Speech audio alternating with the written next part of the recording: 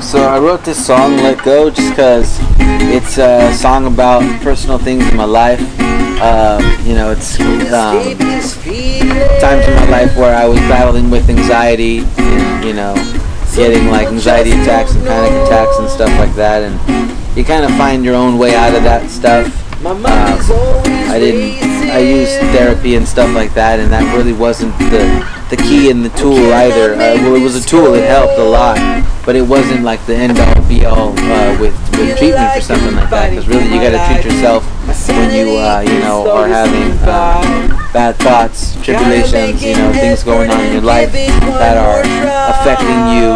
It's your reaction to those type of things, and it's kind of what that song is about. You can't escape this feeling. Some people just don't know. Your mind's always racing, that kind of stuff. And what I tried to promote with that song is just there is a way out, because at the end I talk about the light at the end of the tunnel, and seeing God and kind of experiencing that and knowing that you can escape a lot of these things. There is a way out, definitely. So you just have to look within yourself and look at the strength that you have to push away all of your negativity and your bad thoughts. Because of course it's always you're in your own mind, and you're always thinking about the future and what could be and the possibilities that have not and will not possibly ever exist. So you're just kind of stuck inside your own mind, and that's kind of what I use for the premise of that song.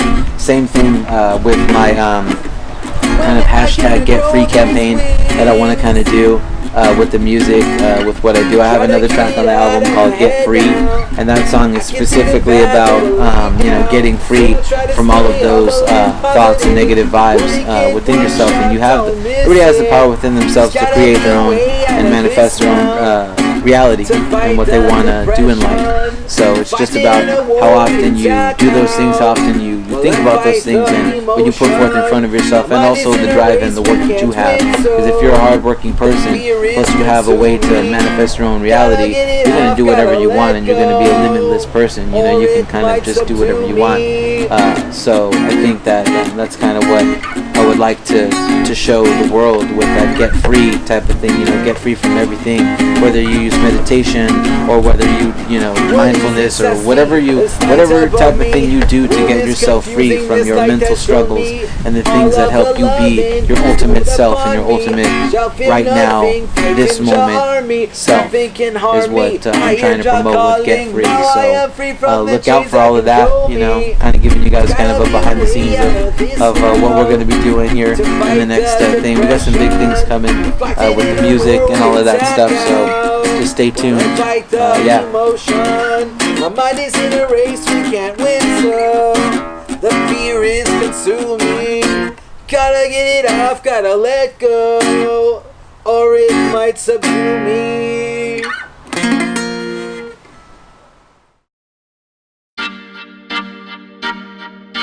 Symphony Underground Records.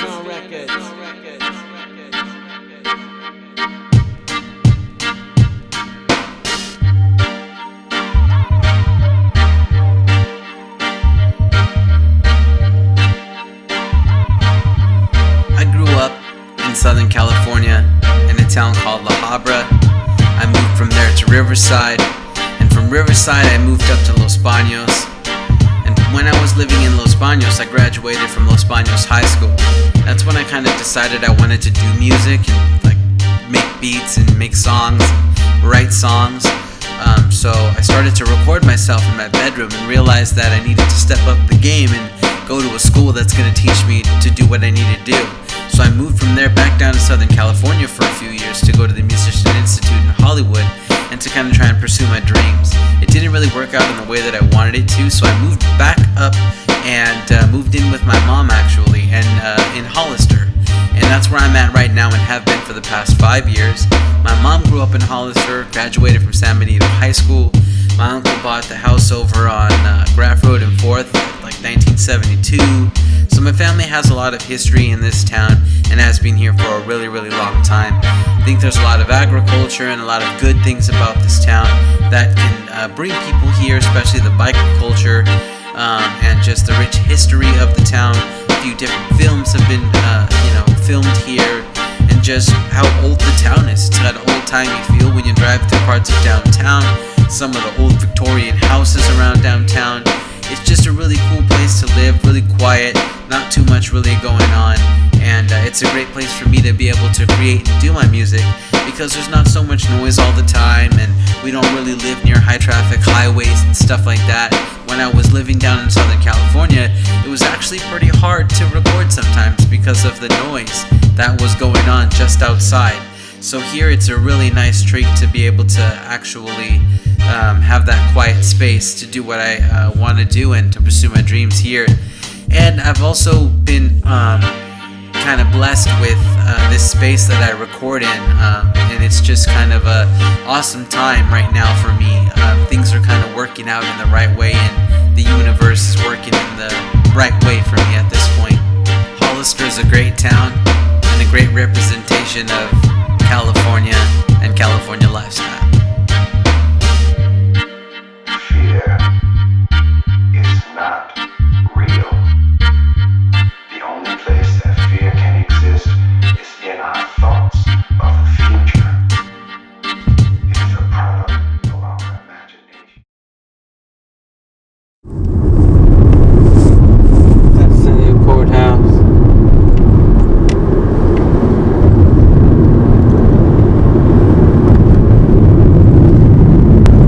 Not a lot of crazy stuff goes on. Although there is gangs and stuff that do live in parts of town and bad things do happen, but overall it's a nice and quiet place to live and raise your kids and all that kind of stuff. It's very much a biker community.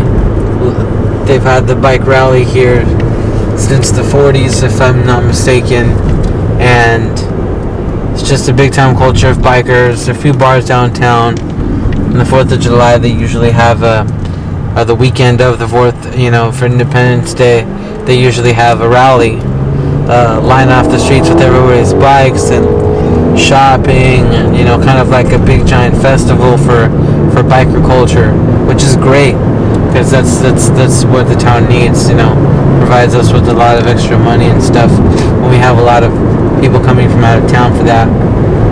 And it's a lot of agriculture around here, around the town. A lot of agriculture, so a lot of greenery that's being grown, vegetables, some fruits, which is really cool. Dairy farms all over the place as well. And it's just really good to be part of this community where we are part of, the world's supply of some fruits and vegetables, which is great. Driving out in the back roads, seeing the countryside of California, it's really fun, and it's a really breathtaking experience when you drive through some parts. So we're going to be driving by right now my uncle's house. You can't really see it. It's got a giant tree in the front, but it's his house right here in the corner. They've had the house since the 70s, and basically they're just, they're still living there since today. Rest in peace to my tia Tonya. They've been in that house for a while, and around the time they moved into that house, my mom and the rest of her brothers and sisters that were still living at home lived in a house down the street this way, which I'll take you to right now, which is pretty cool. It's kind of the neighborhood. Those are some newer houses over there that have been built, but this neighborhood's pretty old. This neighborhood's been here since the 70s, and if I'm not mistaken, it is this house. It's this brown house right here, and definitely it's a really awesome place to be, where you can drive by and see where your mom grew up, where your family grew up. It's a really fun time to be in, because I can still come by and visit these places, and even with my mom, she'll reminisce about the times when she was living in these places. I wish I could take you, but we could go out to the hills where they used to live in a little shack when my grandparents were still farm workers, picking fruits in the fields, picking grapes and stuff. So yeah.